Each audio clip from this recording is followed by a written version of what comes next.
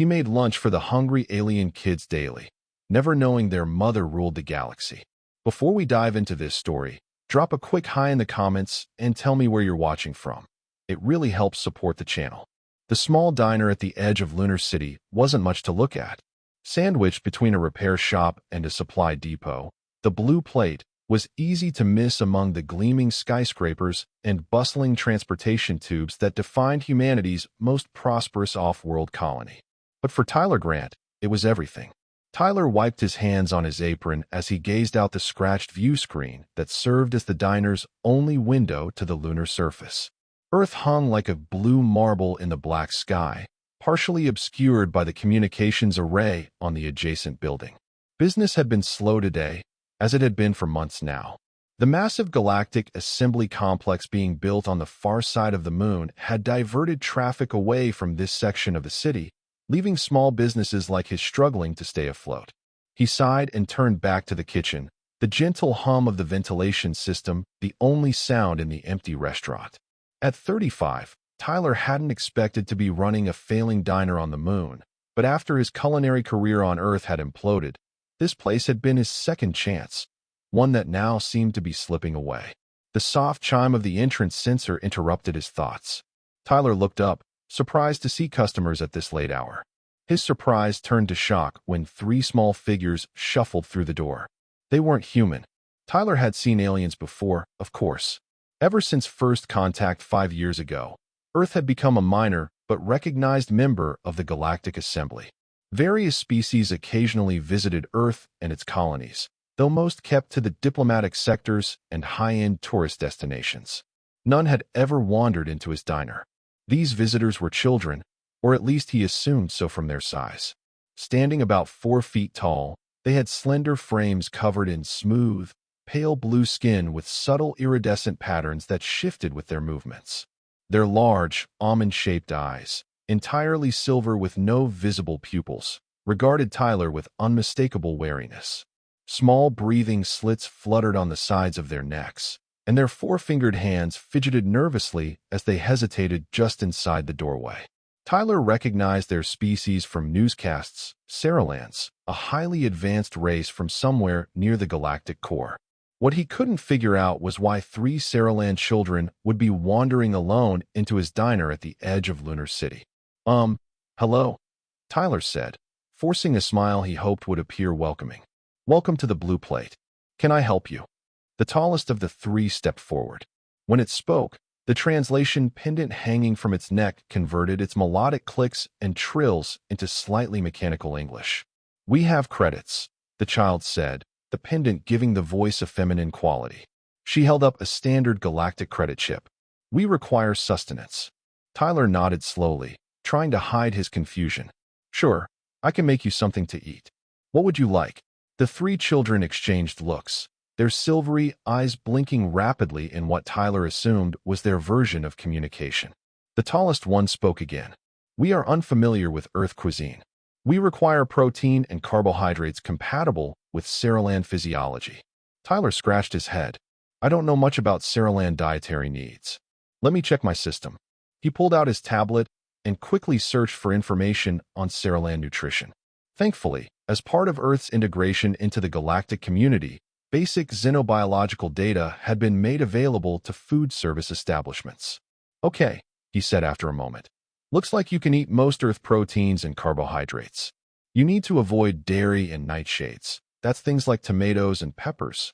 But otherwise, you're pretty compatible with our food. He looked at them with renewed confidence. How about I make you something simple to start? Maybe some chicken with rice and steamed vegetables. The children conferred silently again before the spokesperson nodded. That is acceptable. Great. Why don't you 3 take a seat? I'll have your food ready soon. The children chose a booth near the back of the diner, climbing onto the seats with cautious movements. Tyler couldn't help but notice their clothing, simple gray jumpsuits that looked like standard-issue uniforms rather than children's attire. More puzzling was their presence here, alone, without adult supervision. The Galactic Assembly Complex was at least 20 miles away on the far side of the moon, and he couldn't imagine what would bring these children to this forgotten corner of Lunar City. As he prepared their meal, Tyler occasionally glanced at the children.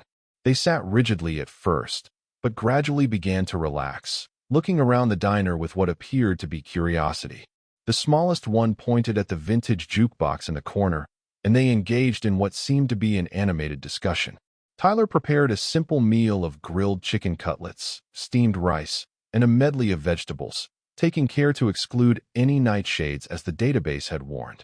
He arranged the food neatly on plates, added a few herbs for color and flavor, and brought the meals to their table. "Here you go," he said, placing the plates in front of them. "Careful, it's hot." The children stared at the food with wide, silvery eyes. After a moment of hesitation, the tallest one picked up a fork and cautiously took a bite of chicken. Her eyes widened, and she made a soft, trilling sound that the translation pendant didn't convert. "Is it okay?" Tyler asked, worried he'd made some cultural or dietary mistake. "It is." The child paused, seemingly searching for the right word. "Pleasurable. The texture and flavor are harmonious." Tyler grinned. "That's good to hear. It's just simple food, but I'm glad you like it." The other two children began eating as well, and Tyler was amused to see them gradually increase their pace, their initial caution giving way to what appeared to be genuine enjoyment. "I'm Tyler, by the way," he said. "Tyler Grant. What are your names?" Again, that moment of silent communication before the tallest answered. "I am Alara. These are my siblings, Miran and Tasso." She gestured to the middle and smallest child respectively. "Nice to meet you all. If you don't mind me asking, what brings you to this part of Lunar City?" "It's pretty far from the assembly complex." The children tensed visibly. Alara placed her fork down with deliberate care. "We are exploring," she said finally. "Our caretaker is occupied with assembly matters. We were curious about human settlements." Tyler raised an eyebrow. Something didn't add up, but he didn't want to frighten them by pushing too hard. "Well, you've wandered pretty far. This isn't exactly a tourist destination. Does your caretaker know where you are?" The children exchanged another look, and this time Tyler was certain he saw worry in their alien expressions. "Our current location is undisclosed," Alara admitted. "We will return before our absence is detected." Tyler frowned. Lost children, or worse, runaway children, were the same in any species, apparently. But it wasn't his place to intervene in alien family matters, especially involving diplomatic personnel, which these kids almost certainly were. "Well, you're welcome here anytime," he said instead. "Are you still hungry? I could make dessert, something sweet." The smallest one, Tasso, perked up noticeably at this, making a chirping sound that needed no translation. Tyler chuckled. "I'll take that as a yes." He returned to the kitchen and prepared a simple fruit compote with berries and honey, checking the database to confirm the ingredients were safe for Saraland consumption. When he returned with 3 small bowls, he was rewarded with what he interpreted as looks of delight from the alien children. They ate their dessert with evident pleasure, and when they finished, Alara placed their payment chip on the table. The meal was satisfactory. "We thank you." "You're very welcome," Tyler replied, processing their payment. "Like I said, you're welcome back anytime." As the children left the diner, Tyler watched them through the view screen, concerned about them wandering alone. They moved with purpose toward one of the public transport tubes, their small blue forms soon disappearing from view. He shook his head, wondering about their story, but soon returned to the reality of his struggling business. One meal for 3 alien kids wouldn't save the blue plate, but it had certainly made for an interesting evening. Tyler would never have guessed that this chance encounter would completely transform his life.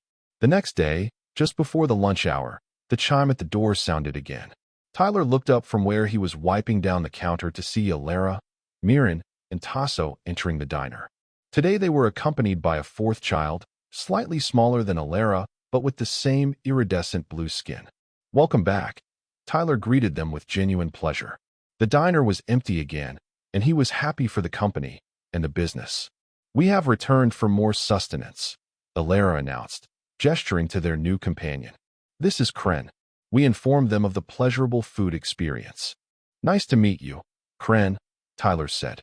"I'm glad you enjoyed the food yesterday. What would you like today? Can you provide the same meal?" Alara asked. Tyler considered this. "I could, but there are lots of different Earth foods you might enjoy.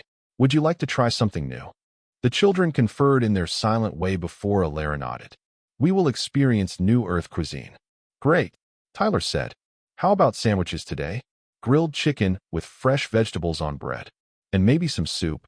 After checking that all ingredients were compatible with Saraland physiology, Tyler set to work preparing their lunch. As he cooked, he observed the children settling into the same booth as yesterday, seeming more at ease in the environment now. The smallest one, Tasso, was showing Kren the vintage jukebox that had captured their attention before. When Tyler brought their food, he was rewarded with what he interpreted as expressions of delight. The children ate with enthusiasm, and Tyler couldn't help but feel proud that his simple cooking was being enjoyed by visitors from another star system. So, he said, leaning against the adjacent booth, exploring again today? Alara hesitated before responding. Our caretaker is attending extended assembly negotiations. We are permitted recreational time. Tyler nodded, though he still suspected there was more to the story. And you chose to come all the way back here? I'm flattered, but there must be more interesting places in Lunar City for kids to visit. Mirren, who hadn't spoken before, suddenly activated their translation pendant. Other establishments refuse service without adult supervision, or they ask too many questions. Tyler raised his eyebrows. And I don't ask too many questions. You provide food without excessive inquiry, Alara stated. This is preferable. Tyler decided to change the subject. Well, I'm happy to have you here. How long will you be staying on the moon? Indeterminate, Alara replied. The assembly negotiations are complex. Our mother. She stopped abruptly, the other children stiffening. Your mother is part of the negotiations? Tyler asked casually, trying not to show too much interest at this slip of information. We should not discuss assembly matters, Alara said firmly. Fair enough, Tyler agreed, respecting their privacy. How about that dessert now? I could make you something different today.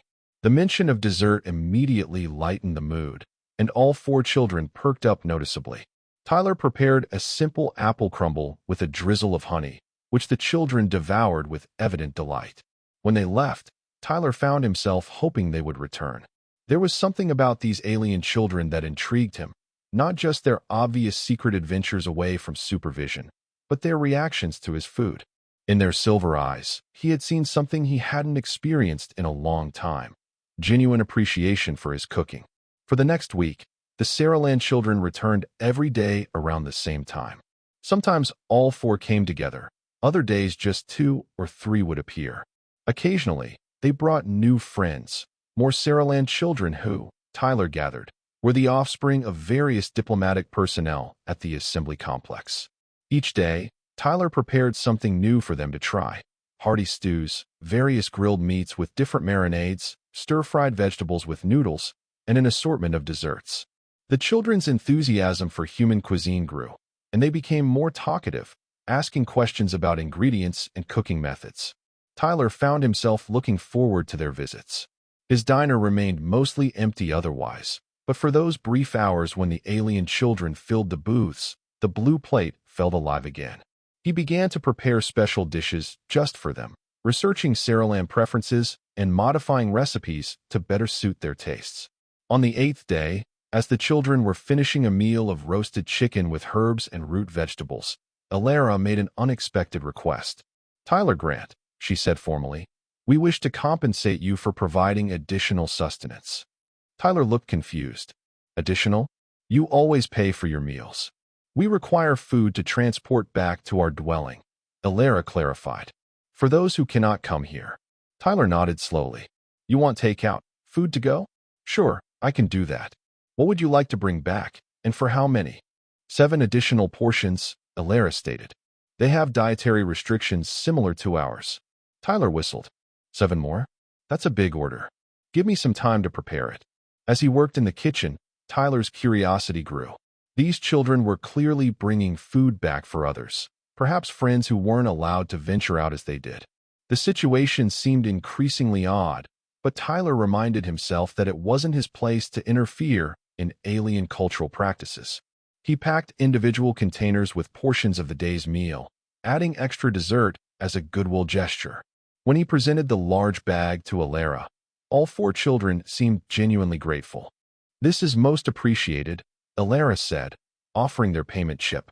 Your cuisine has been declared superior to the nutrition provided at our temporary dwelling. Tyler accepted the payment with a smile. Happy to help. Will I see you tomorrow? We will return, Alara confirmed. Your establishment fulfills our requirements optimally. After they left, carrying their large bag of food, Tyler stood at the view screen watching their small forms disappear into the transport tube. There was definitely more to these children and their story than they were letting on, but their visits had become the highlight of his days. Whatever their circumstances, they were bringing life back to his failing diner, and for that alone, he was grateful. What Tyler couldn't possibly know was that his simple acts of kindness were being closely observed, and that they would soon attract attention from the highest levels of galactic power. 2 weeks after the Saraland children's first visit, Tyler's diner had established a new routine. Every day around midday, between 4 and 10 blue-skinned alien children would file into the blue plate, occupy several booths, and eagerly await whatever new human dishes Tyler had prepared for them. They now brought containers with them for the additional portions they took back to their dwelling. Tyler had expanded his menu to accommodate their growing appreciation for Earth cuisine, and the children had become more comfortable sharing details about themselves, though they remained conspicuously vague about their parents and why they were permitted such freedom to wander Lunar City unsupervised. Tyler learned that they ranged in age from what would be equivalent to 8 to 12 Earth years. They were all children of various officials working at the Galactic Assembly Complex, though they deflected questions about their parents' specific roles. They lived in temporary diplomatic housing and found the regulated environment restrictive, hence their explorations beyond the boundaries set for them. On this particular day, Tyler was preparing a special meal, fried chicken with mashed potatoes and steamed green beans, followed by peach cobbler for dessert. It had become clear that Saraland children had a particular fondness for fruit-based desserts, and Tyler enjoyed seeing their silver eyes widen with delight at each new sweet creation. The door chimed, and Tyler looked up expectantly. Instead of the children, however, a single adult human entered, a woman in the gray uniform of lunar security. Tyler felt a sudden knot of anxiety in his stomach. Tyler Grant, the officer asked, approaching the counter. That's me, Tyler confirmed, wiping his hands on his apron. What can I do for lunar security? The woman studied him with a professional neutrality that revealed nothing. I'm Officer Megan Brooks. We've received reports of unusual activity at this establishment, specifically regular gatherings of underage Saraland diplomatic dependents. Tyler swallowed. The kids? They're just customers. They come for lunch. Unsupervised minor aliens, over 20 miles from the diplomatic quarter, visiting a human establishment daily. Officer Brooks raised an eyebrow. Surely you understand why that might raise concerns. They pay for their meals, Tyler said defensively. They're well-behaved. I don't see the problem. The problem, Mr. Grant, is that diplomatic dependents, especially minors, are subject to strict security protocols. Their presence here, without notification to proper authorities, constitutes a potential breach of those protocols. She glanced around the empty diner. Are you expecting them today? As if on cue, the door chimed again. 8 Saraland children entered, led by Alara. They froze when they saw the security officer. Hello, kids, Tyler called out, trying to sound casual. This is Officer Brooks. She was just asking about your visits here. The children remained near the door, their postures tense. Alara stepped forward cautiously. We have committed no violations, she stated, her translation pendant giving her voice a defensive edge. Free movement within public areas of Lunar City is permitted to diplomatic dependents during recreational periods. Officer Brooks turned to face the children. That's partially correct, but there are notification requirements and approved zones for unaccompanied minors.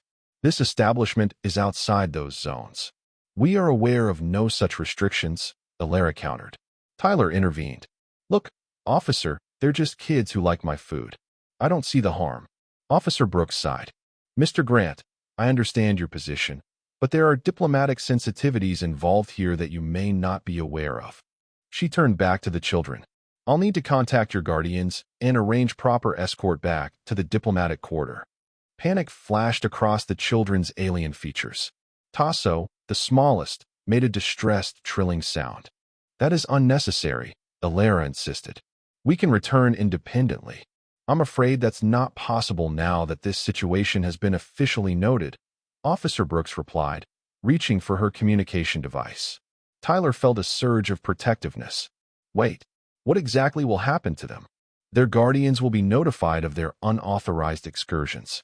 The children will be escorted back to the diplomatic quarter and restricted from further unsupervised activities. Standard procedure. The children looked at each other in what Tyler now recognized as their silent communication. He could sense their fear. These weren't just kids sneaking out for treats. They were genuinely afraid of the consequences of being discovered. Officer, Tyler said firmly, before you make that call, I think we should consider that these are children from another culture. There might be misunderstandings about the rules. Perhaps we could resolve this without involving their guardians. Officer Brooks studied him for a moment. What are you suggesting, Mr. Grant? Let me take responsibility for them while they're here, Tyler proposed. I'll register my diner as an approved destination for diplomatic dependents. Fill out whatever paperwork you need. They clearly want to come here, and I'm happy to have them. That would require a diplomatic clearance that takes weeks to process, Officer Brooks pointed out. Then let's start the process, Tyler insisted. In the meantime, couldn't we consider this a cultural exchange opportunity? Earth joining the galactic community is about building relationships, right? These kids are learning about human culture through food. That seems like exactly the kind of interaction we should be encouraging. Officer Brooks looked torn. She glanced at the children, who were watching the exchange with obvious anxiety. Finally, she sighed. I can delay filing my report for 48 hours. That will give you time to submit a proper application for diplomatic minor visitation rights. She gave Tyler a stern look.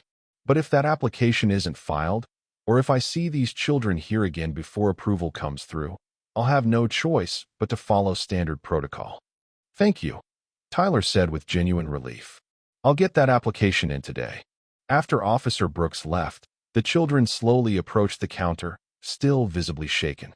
Is the security officer going to inform our caregivers? Alara asked, a tremor in her translated voice. Not yet, Tyler assured them. But we need to follow the proper procedures now. I'm going to apply for permission to have you visit legally. He studied their worried expressions. What exactly are you afraid will happen if your caregivers find out you've been coming here? The children exchanged glances before Alara answered. Our freedom would be restricted. The others, those who cannot come here, would lose access to your food. She hesitated. There would be consequences. Tyler frowned. What others? And what consequences? We cannot explain fully, Alara said. But your food has become important. Not just for us. She gestured to the large bag they had brought for takeout portions. For many. Tyler was about to press further when his tablet pinged with a notification. Someone had just made a massive deposit to the Blue Plates account. More credits than Tyler typically made in 3 months. What the? He stared at the screen in confusion, then at the children. Did you do this? We require your continued food preparation, Alara stated simply. This ensures your establishment remains operational. Tyler was stunned. This is way too much for lunch and some takeout. It is calculated based on the sustainability requirements of your business, Alara explained matter-of-factly. Our analysis of local economic patterns indicated your establishment was at risk of closure. Tyler didn't know whether to laugh or be concerned. These kids had somehow analyzed his financial situation and decided to ensure his diner stayed open, apparently because their mysterious others needed his food. Look, he said finally, I appreciate this, but I can't take such a large payment without understanding what's really going on here. Who are these others you're feeding? Why is my food so important? And where did all these credits come from? The children conferred silently again, their iridescent patterns shifting rapidly across their blue skin. Finally, Alara nodded decisively. We will explain, but not here, she said. Tomorrow, you must come with us after providing the daily meal. You will understand then. Tyler hesitated. This situation was becoming increasingly bizarre, but his curiosity was piqued. Plus, he genuinely cared about these strange alien children who had brightened his failing diner, and apparently just saved his business from bankruptcy. All right, he agreed. Tomorrow, I'll go with you. But for now, let's get your lunch ready. I made fried chicken today. I think you're going to love it. The children's mood lightened immediately at the mention of food, and they took their usual seats. As Tyler returned to the kitchen to finish preparing their meal, he wondered what he had gotten himself into, and what secrets he would discover tomorrow. The next day, after serving lunch to an unusually large group of 15 Saraland children, Tyler found himself following them through Lunar City's transport tube system. He had closed the diner early, leaving a sign indicating a private catering event, and felt a mixture of curiosity and apprehension about where they were taking him. They transferred between tubes several times, moving deeper into the industrial sector of Lunar City, away from both the commercial areas and the diplomatic quarter. Eventually, they exited at a station Tyler had never visited before, despite living on the moon for nearly 3 years. "Where exactly are we going?" Tyler asked as they led him down a utilitarian corridor lit by harsh fluorescent panels. "A temporary dwelling," Alara replied, "for those who cannot move freely." They approached what appeared to be an abandoned storage facility. Alara placed her hand against a seemingly ordinary section of wall, which shimmered briefly before revealing a hidden doorway. Tyler's eyebrows shot up. This was advanced technology, well beyond standard lunar security systems. "Is this legal?" Tyler asked hesitantly. "It is necessary," Alara stated, which wasn't exactly reassuring. The door opened into a large, open space that had been converted into a makeshift living area. Simple bedding was arranged in neat rows along the walls. Storage containers served as tables and chairs. The lighting was dim, with strange blue-tinted fixtures that Tyler assumed were designed for Saraland visual comfort. What shocked Tyler was the number of occupants. At least 30 Saraland children of various ages were gathered in the space, all turning to look at him as he entered. Many appeared younger than any he had seen in his diner, some barely toddlers. A few older ones, appearing to be adolescents, stood protectively near the youngest ones. "What is this place?" Tyler asked, his voice hushed with astonishment. "A sanctuary," Alara explained, "for the children of lower-tier diplomatic personnel and service workers." One of the older adolescents approached, wearing what appeared to be a more elaborate version of the jumpsuits the other children wore. When they spoke, their translation pendant gave their voice a masculine quality. "I am Varix, a sign guardian for this group. You are the food provider." "I'm Tyler Grant," Tyler confirmed, still trying to process what he was seeing. "I run the Blue Plate Diner. Some of these kids have been coming there for meals." He gestured to Alara and the others who had brought him. "But I had no idea about all this." Varix nodded. "The children speak highly of your cuisine. It has improved health metrics significantly." Tyler looked around at the facility again. "I don't understand. Why are all these children living in a hidden storage facility? Shouldn't they be in proper diplomatic housing?" Varix and Alara exchanged glances before Varix explained. "The Galactic assembly negotiations have extended beyond projected timeframes. Resources were allocated primarily to high-ranking officials and their immediate families. Lower-tier personnel and their dependents received inadequate accommodations." Tyler frowned. "So the Galactic Assembly just what? Left all these kids to fend for themselves in some warehouse?" "It is more complex," Varix said. "There are hierarchical structures within our delegation. Priority is given based on status. The children of high-status officials receive proper housing, nutrition, and care. The rest—" He gestured around the room.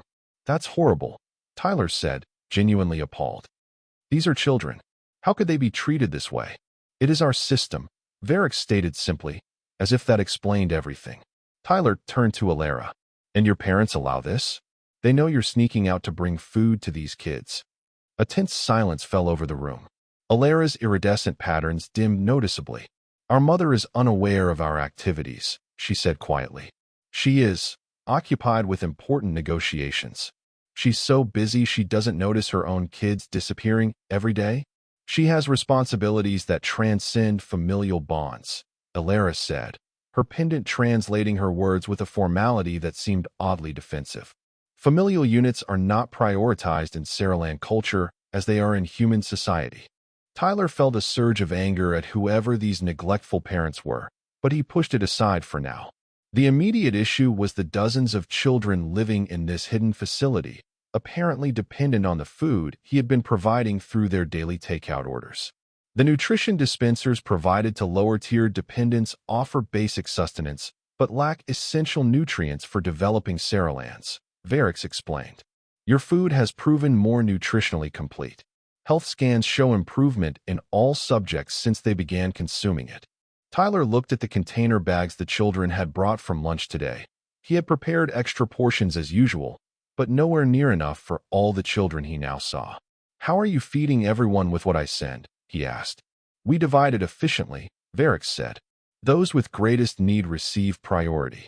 Tyler ran a hand through his hair, overwhelmed by the situation, but knowing immediately what he needed to do. This isn't right, he said firmly. I'm going to help. All of you, not just the ones who can sneak out to my diner. He turned to Varix. I need to know exactly how many children are here, any specific dietary needs, and what equipment you have for food preparation and storage. Varix seemed surprised by Tyler's immediate commitment. You would provide nutrition for all? Of course I would, Tyler said without hesitation. They're kids. They need proper food. For the next hour, Tyler took inventory of the facility, learning that there were 42 Saraland children in total, ranging from what would be equivalent to human toddlers up to mid-adolescents. The facility had basic food storage units and minimal cooking equipment, but nothing like what Tyler had in his diner. He made notes on his tablet, formulating a plan. He could prepare meals at the Blue Plate and transport them here daily. It would mean starting work earlier and purchasing additional supplies, but the mysterious deposit from yesterday would more than cover the costs. I'll start tomorrow, Tyler announced. Proper meals for everyone, delivered here. And I'll figure out a better solution than dividing a few portions among dozens of kids.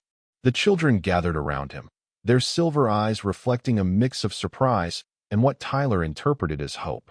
A small Saralan, barely waist-high to Tyler, approached hesitantly and touched his hand.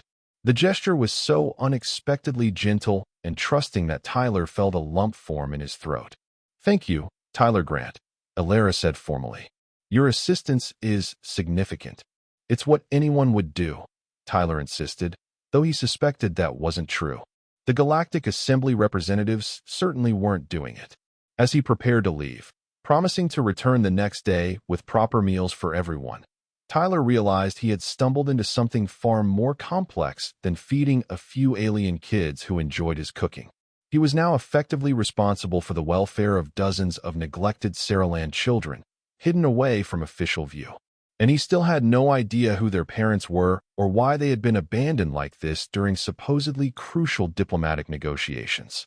But whoever these negligent officials were, especially Alara's mother who couldn't be bothered to check on her own children, Tyler had some choice words for them, if he ever got the chance to meet them.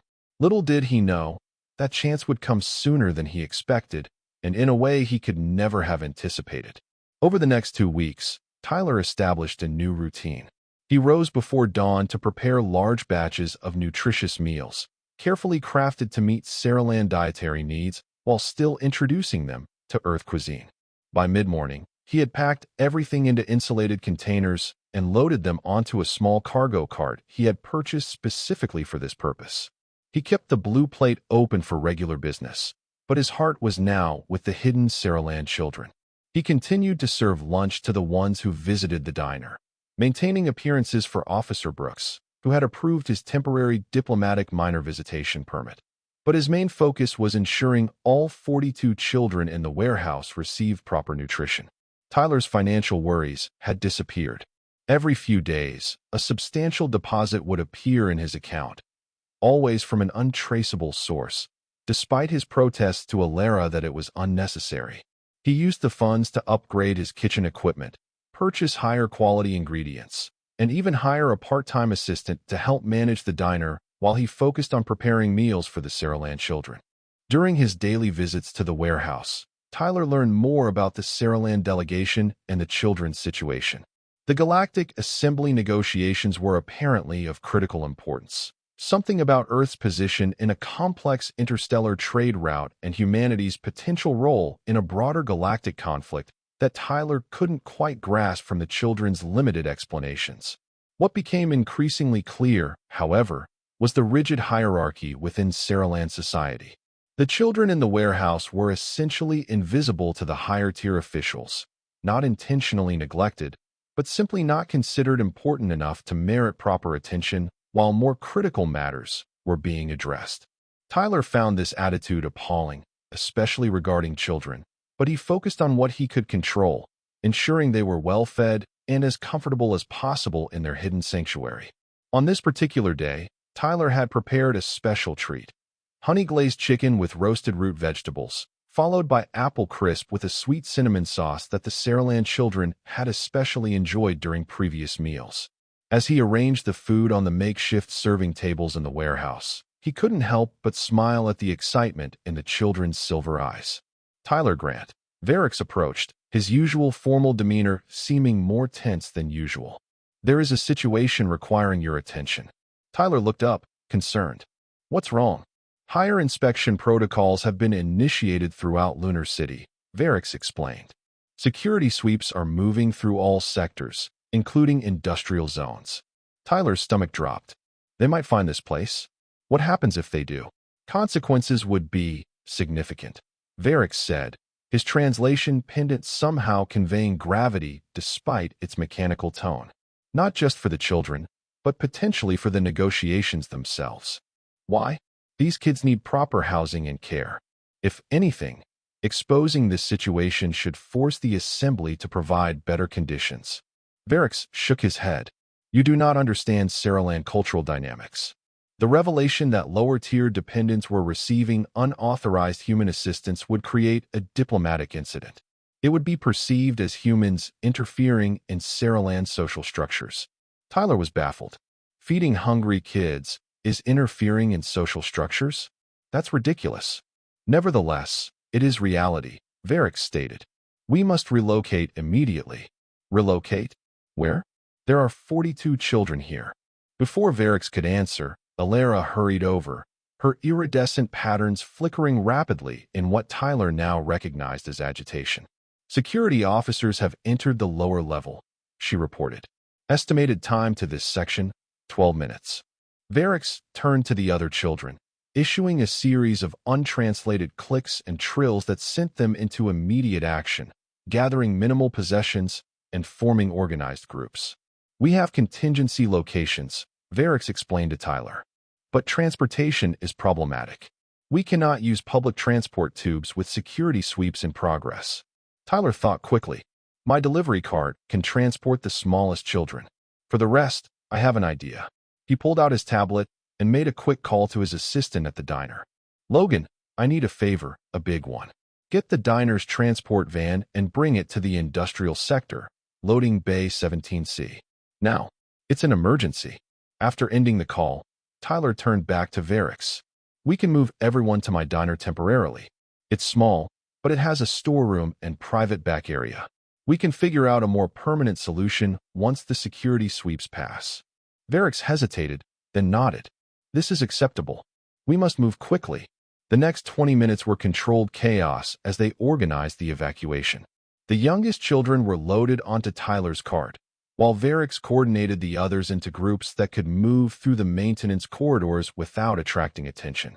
When Logan arrived with the diner's transport van, looking confused but asking no questions when Tyler pressed a generous bonus payment into his hand, they began shuttling groups of children to the blue plate. Tyler made 3 trips with the van, heart-pounding each time he passed a lunar security patrol. By some miracle, they managed to transport all 42 children to the diner without incident, cramming them into the storeroom and kitchen areas out of sight from the main dining room.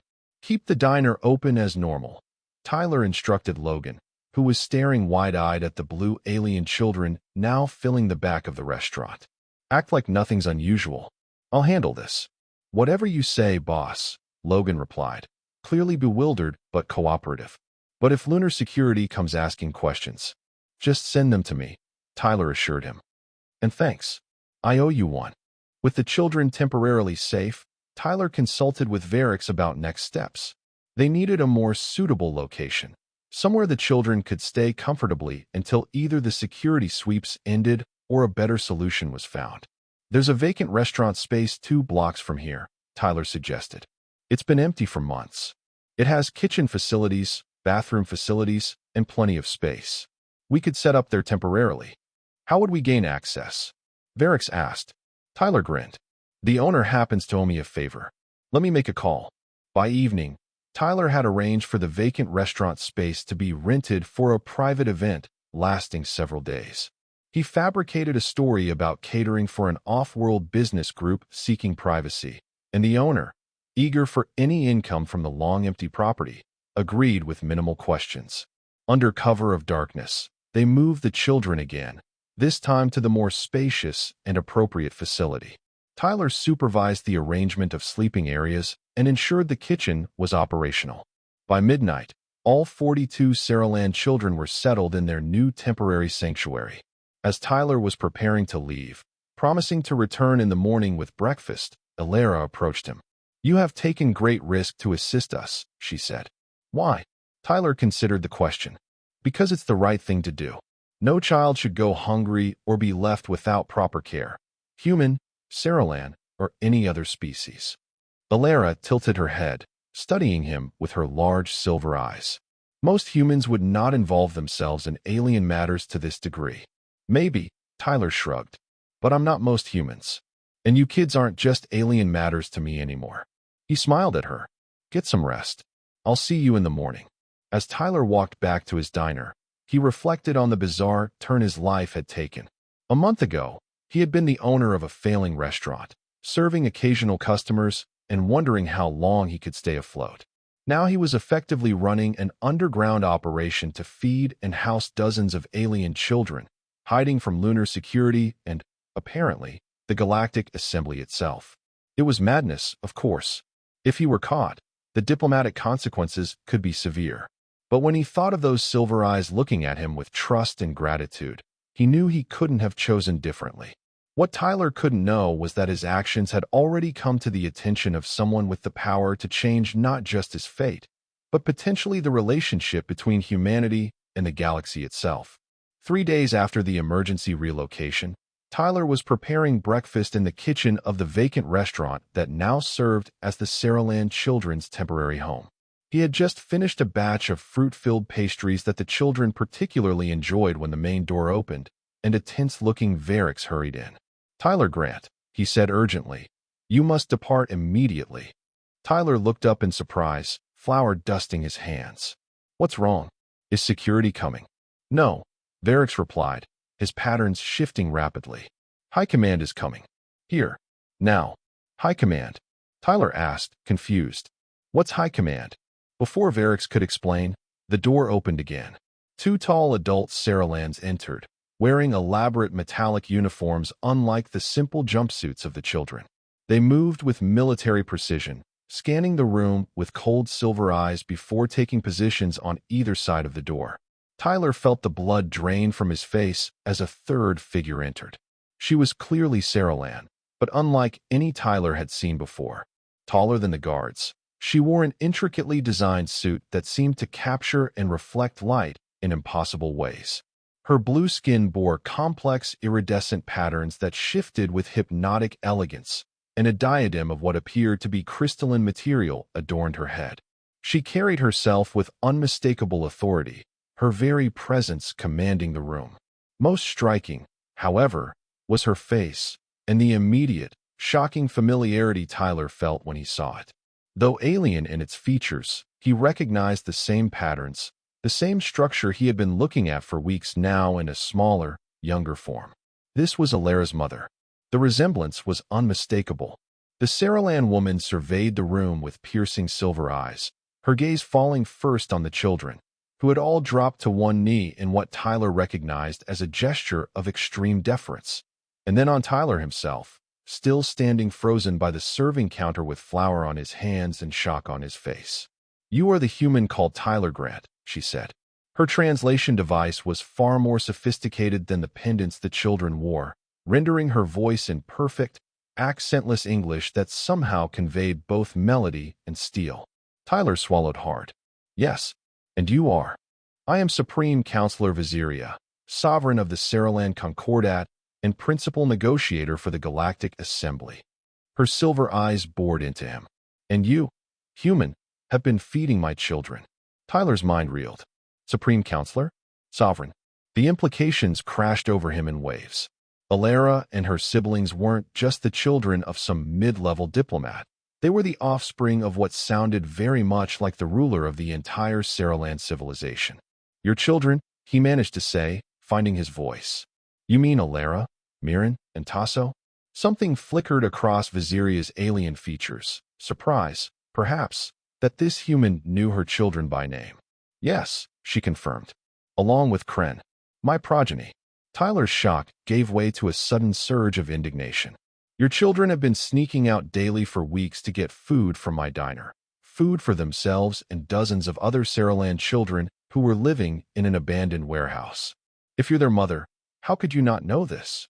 The guards tensed visibly at his tone, but Viziria raised a hand slightly, stopping whatever intervention they might have considered. I am aware now, she stated coolly. What I wish to understand is why a human food preparer would involve himself so extensively in Saraland matters. Tyler gestured to the children around the room. Because they were hungry. Because they needed help. Does there need to be another reason? Viziria studied him with an intensity that made Tyler feel as though she could see through him entirely. After a long moment, she turned to one of the guards. Secure the perimeter. Ensure our privacy. The guards nodded and exited, leaving Tyler alone with the apparent ruler of the Saraland civilization and several dozen nervous-looking children. Viziria moved further into the room, her elaborate garments making no sound as she walked. She approached the serving counter where Tyler had been preparing breakfast, examining the food with evident curiosity. My children have spoken extensively of your cuisine, she said, lifting one of the fruit pastries and studying it. They claim it possesses exceptional qualities. Tyler, still trying to process exactly who he was speaking with, shrugged. It's just simple food, made with care. Nothing fancy. And yet, it compelled my progeny to risk severe consequences by venturing outside authorized areas repeatedly. It motivated them to establish an unauthorized support network for lower-tier dependents.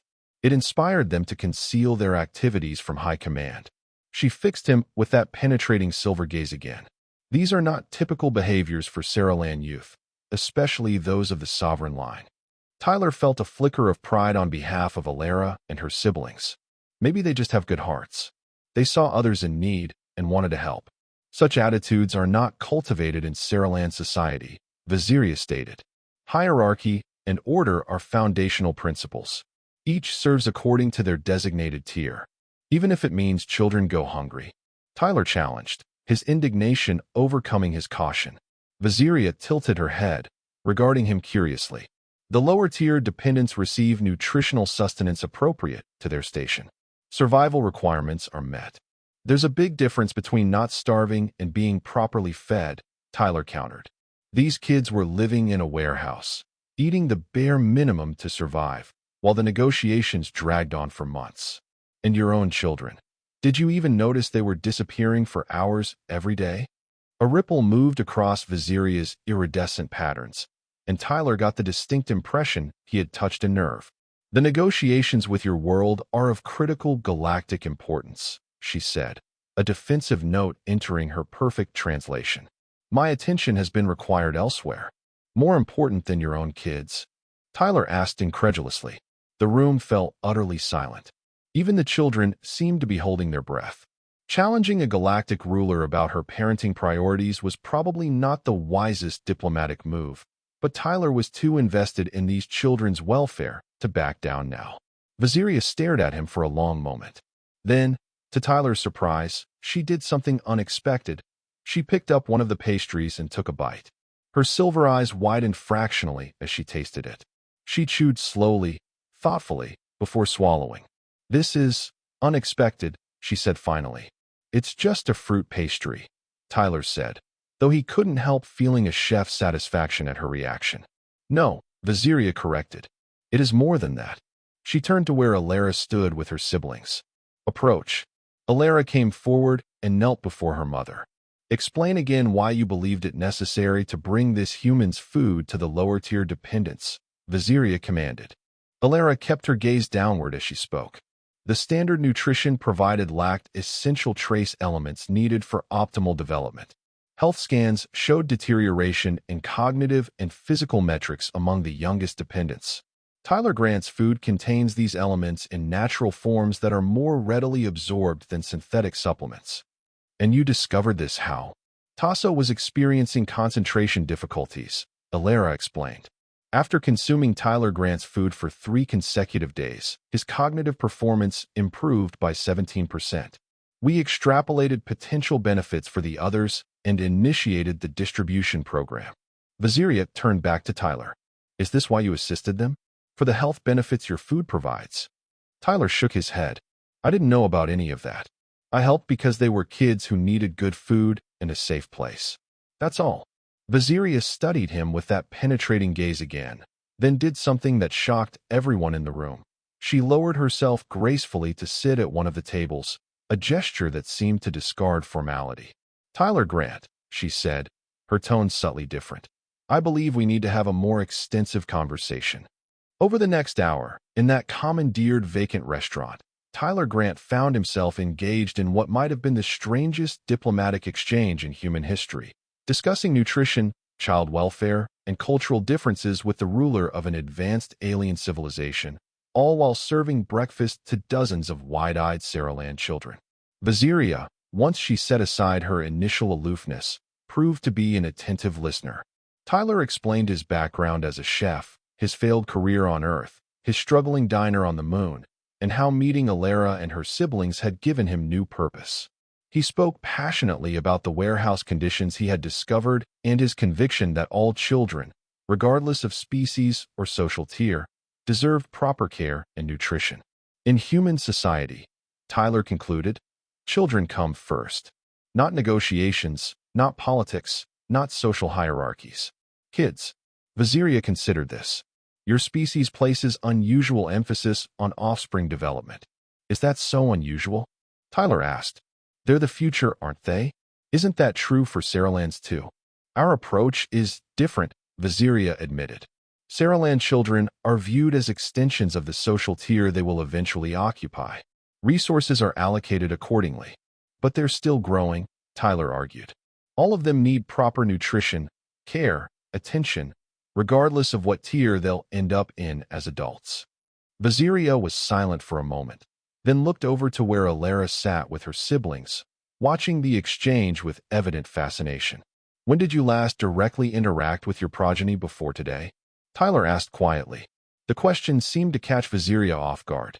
37 lunar cycles, she admitted after a moment. The negotiations have required complete focus. 37 days, Tyler translated, shaking his head. No wonder they started wandering off. They were looking for someone to notice them.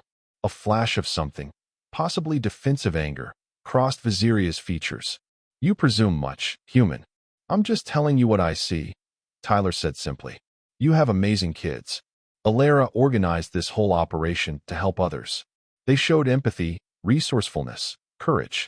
When was the last time you told them you were proud of them? Instead of answering, Viziria rose and walked over to where her children sat. She studied them with new attention, noting details she had clearly missed before. The way Alara protectively positioned herself slightly in front of her siblings, the eager intelligence in Tasso's eyes, the quiet determination in Mirren and Kren's postures. You created this system of food distribution without authorization, she stated, though her tone lacked the coldness from earlier. Yes, Mother, Alara confirmed, her gaze still lowered. You risked disciplinary consequences to assist lower-tier dependents. Yes, Mother. Why? Alara hesitated, then raised her eyes to meet her mother's. A breach of protocol that caused a murmur among the other children. Because it was necessary, she said simply, unconsciously echoing Tyler's own words. They needed help. Viziria was silent for a long moment. Then, to the astonishment of everyone present, she placed her hand gently on Alara's head, a gesture of approval and affection that made Alara's iridescent patterns brighten visibly.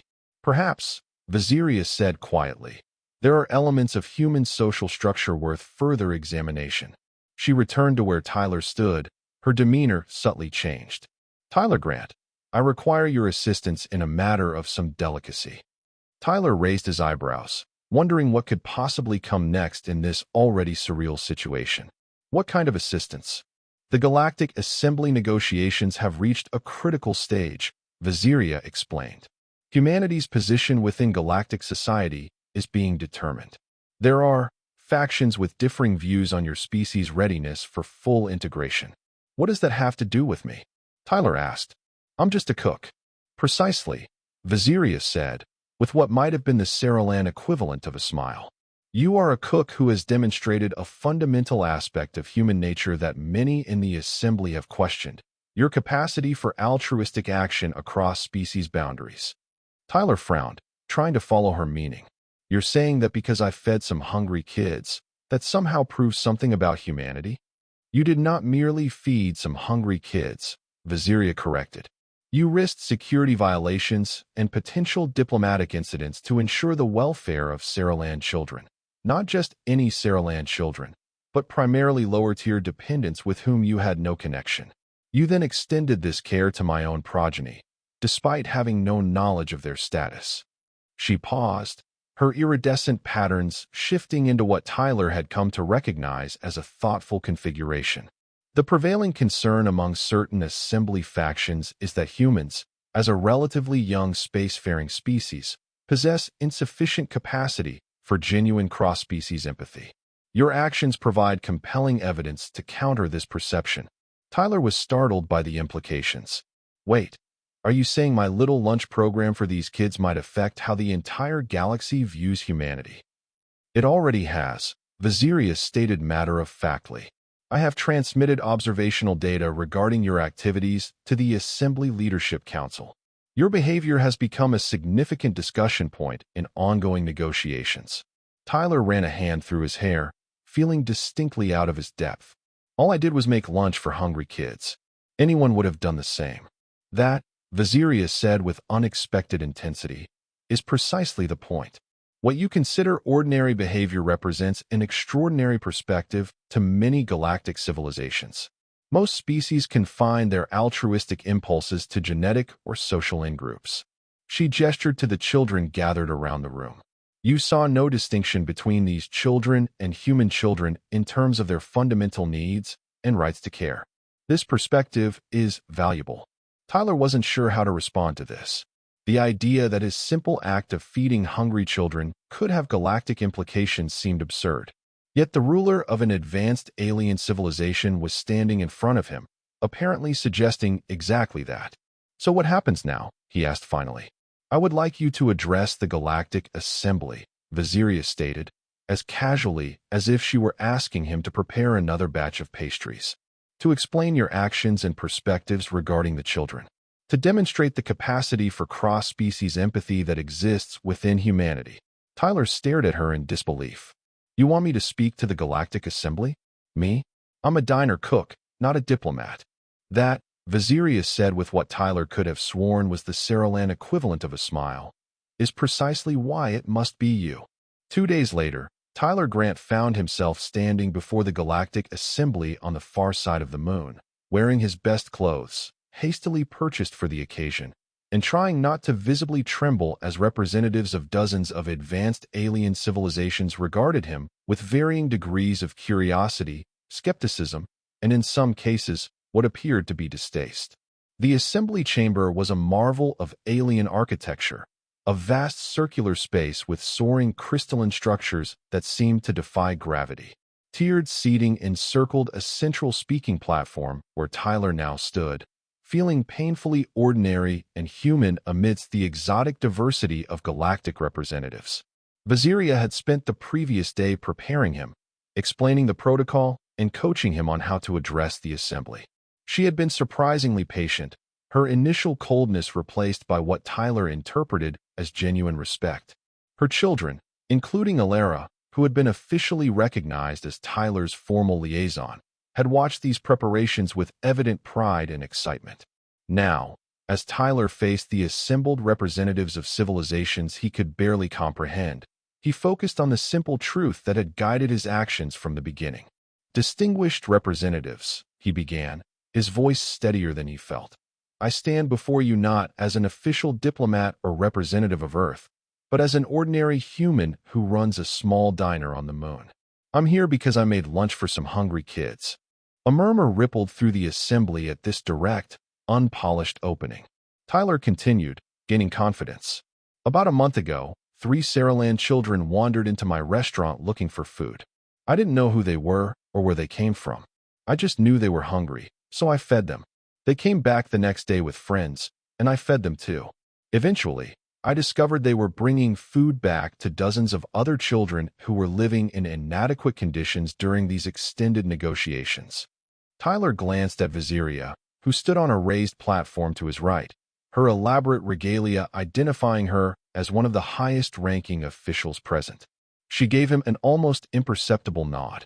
I've been told that my actions in feeding these children, finding them better shelter, and caring for their welfare have somehow become relevant to how you view humanity's readiness for fuller participation in galactic society. Honestly, that confuses me, because where I come from, helping hungry children isn't exceptional. It's just what you do. Tyler looked around the chamber, making eye contact with as many alien representatives as he could. I've learned that some species here question humanity's capacity for empathy beyond our own kind. You wonder if we can truly care about beings who don't look like us, who evolved on different worlds under different suns. Well, let me tell you something about humans. We can, and we do. He gestured to the Saraland children who had been permitted to attend, sitting in a special section near Viziria. Alara and her siblings sat at the front, watching him with those silver eyes that had become so familiar to him. I didn't help these kids because of some diplomatic calculation or political strategy. I helped them because they needed help. Because when I look at a Saraland child, or any child, from any world, I don't see an alien. I see a kid who deserves care, good food, and a safe place to grow up. That's not exceptional human behavior. That's just being human. Tyler paused, gathering his thoughts for what he felt was the most important part of his message. I've learned that some galactic societies operate on strict hierarchies, where resources and care are allocated based on social status or genetic lineage.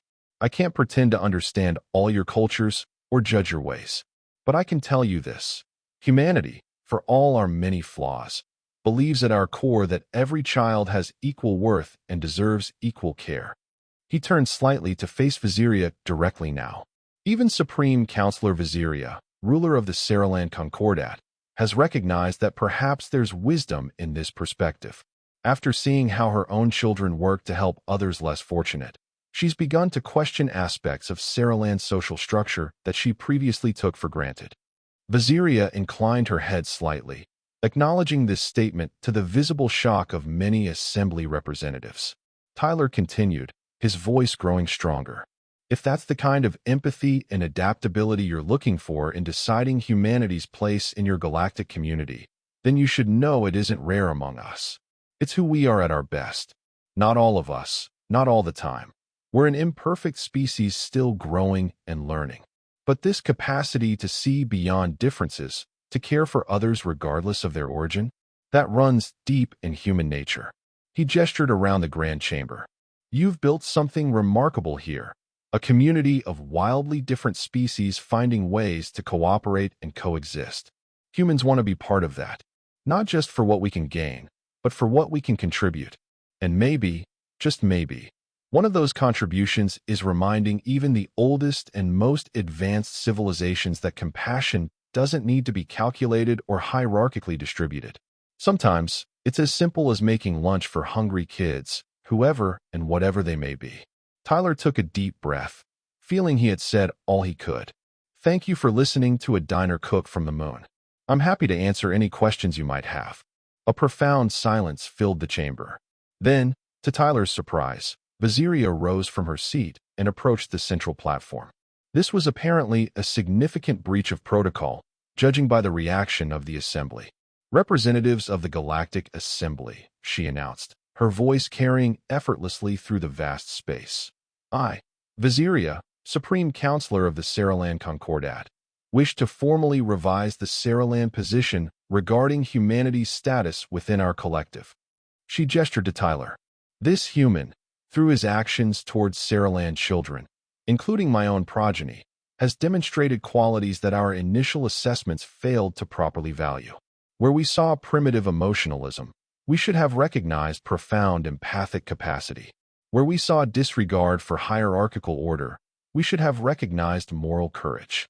Viziria turned to face the assembly directly, her iridescent patterns shifting into a configuration that Tyler had never seen before. I propose that humanity be granted full participatory status in the Galactic Assembly, effective immediately. Furthermore, I propose the establishment of a new interspecies initiative focused on child welfare throughout Assembly territories, to be jointly led by human and Saralan representatives. The chamber erupted in a cacophony of sounds as dozens of species reacted to this unexpected proposal.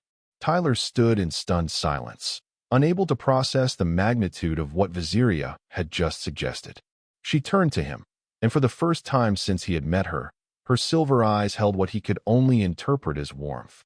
"Tyler Grant," she said, her voice pitched for him alone despite the chaos in the chamber. "It seems you have accomplished rather more than merely feeding some hungry children." Tyler managed a shaky smile.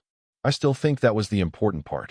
"Perhaps," Viziria acknowledged, "that is precisely why your species has so much to offer our galactic community."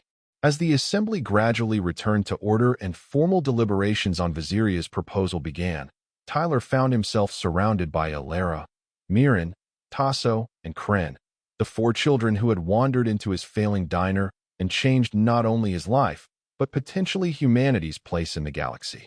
"You did well, Tyler Grant," Alara said, her silver eyes shining with what Tyler now recognized as pride. "Thanks," Tyler replied, still somewhat dazed by the proceedings. "I just told the truth."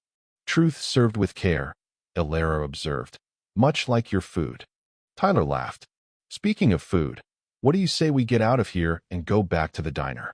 I'm thinking of trying a new dessert recipe today." The children's enthusiastic response was all the diplomatic victory Tyler needed. 6 months later, the blue plate was unrecognizable from the struggling establishment it had once been. Expanded to 3 times its original size, it now served as both a popular restaurant and the headquarters for the newly established Galactic Child Welfare Initiative, the program Viziria had proposed following Tyler's address to the Assembly. The initiative had transformed the lives of thousands of dependent offspring from dozens of species throughout Assembly territory, implementing what had come to be known as the human model of child care. The radical notion that all children deserved equal nutrition, education, and attention regardless of social status or genetic lineage. Tyler still cooked, though now he had a staff of both human and alien chefs who helped develop menus suitable for various species. The blue plate had become a symbol of cross-species cooperation, a place where diplomats and tourists alike came to experience the simple human hospitality that had unexpectedly changed galactic politics. Alara and her siblings were regular visitors, no longer sneaking away, but coming with their mother's full knowledge and approval. Viziria herself occasionally appeared for what she called informal diplomatic meetings, but what Tyler recognized as simply a mother enjoying time with her children and the food they had come to love. On this particular day, as Tyler placed a fresh apple crisp on the counter to cool, he looked out through the new, much larger view screen that offered a panoramic view of both the lunar surface and Earth hanging in the black sky. The Galactic Assembly Complex was visible in the distance, its crystalline spires gleaming in the sunlight. "Considering your accomplishments, that is quite the contemplative expression," came a now familiar voice behind him. Tyler turned to see Viziria, without her usual entourage or formal regalia, standing in the doorway to the kitchen. In the months since his address to the Assembly, he had come to recognize the subtle expressions and pattern shifts that indicated Saralan emotions. Right now, Viziria was displaying what he interpreted as amused affection. "Just thinking about how strange life can be," Tyler replied with a smile. "One minute you're a failing diner owner, the next you're somehow involved in galactic politics. Is that how humans view causality? As random chance?" Viziria asked, approaching to examine the apple crisp with evident interest. She had developed a particular fondness for Earth desserts. "Sometimes," Tyler admitted. "Though in this case, I'd say it was less random chance and more hungry kids." Viziria nodded, her iridescent patterns shifting into what Tyler now recognized as her thoughtful configuration. My offspring maintained that your decision to assist them was natural human behavior. The assembly researchers continue to debate whether such cross-species altruism is typical or exceptional among your kind. Tyler shrugged. Probably somewhere in between. We're not all saints, but most of us would help a hungry kid if we could, human or otherwise. A simple principle with profound implications, Viziria observed. Much like your cooking. Tyler laughed. I'll take that as a compliment. It was intended as such. Viziria glanced toward the dining area, where her 4 children were setting tables alongside human staff members. They have flourished under your influence. Especially Alara. The Assembly Education Directorate has noted her exceptional aptitude for cross-species relations. She was already exceptional, Tyler pointed out. She organized an entire underground food distribution network at what? The equivalent of 12 Earth years old? That kid's going to be a leader someday. Perhaps, Viziria agreed, with what Tyler now recognized as parental pride. Though I suspect she will choose her own path rather than following established Saraland traditions. Another human influence. Is that a bad thing? Tyler asked. Viziria considered this. 6 standard cycles ago, I would have said yes without hesitation. Now, her patterns shifted into a configuration Tyler had come to recognize as the Saraland equivalent of a smile. Now I find myself increasingly appreciative of human unpredictability. She reached into a fold of her garment and withdrew a small crystalline object, which she placed on the counter beside the cooling dessert. What's this? Tyler asked, examining the object, a translucent crystal etched with intricate patterns. Formal notification, Viziria explained. The Assembly has approved the expansion of the Child Welfare Initiative to 17 additional systems. You will be required to travel off-world periodically to establish training centers. Tyler's eyes widened. Off-world? You mean beyond the moon? To other star systems? Is this surprising? Viziria asked. You are the principal human representative of the initiative. Your direct involvement is considered essential to its implementation. Tyler stared at the crystal, then back at Viziria. I never imagined I'd travel to other stars. I'm just a cook. You are considerably more than just a cook, Tyler Grant, Viziria stated firmly. Though your modesty is noted as another curious human trait. She glanced again toward the dining area, where Alara was now demonstrating proper table setting to a younger human staff member. My offspring have requested to accompany you on these missions, as initiative participants, not merely as observers. Tyler smiled. I'd like that. They've got a lot to offer. Indeed, Viziria agreed. They have learned much from you about seeing beyond established boundaries and hierarchies. Perhaps there is still more for them to learn and to teach. She turned to leave, then paused. My administrative schedule permits me to join them on the initial mission. For official oversight purposes, of course. Tyler recognized this for what it was, a mother finding a diplomatic excuse to spend time with her children, and perhaps with the human who had changed her perspective on what that relationship could mean. Of course, he replied with a knowing smile. I'll make sure to pack plenty of apple crisp for the journey. Viziria's patterns shifted in what Tyler now recognized as amusement. That would be appreciated. After she departed, Tyler returned to the view screen, gazing at the stars visible beyond Earth's blue curve. 6 months ago, he had been a struggling chef with a failing diner on the moon. Now he was preparing to travel to distant star systems as a representative of humanity, helping implement child welfare programs for species he had yet to encounter. All because he had made lunch for some hungry alien kids who wandered into his restaurant. Tyler laughed softly to himself.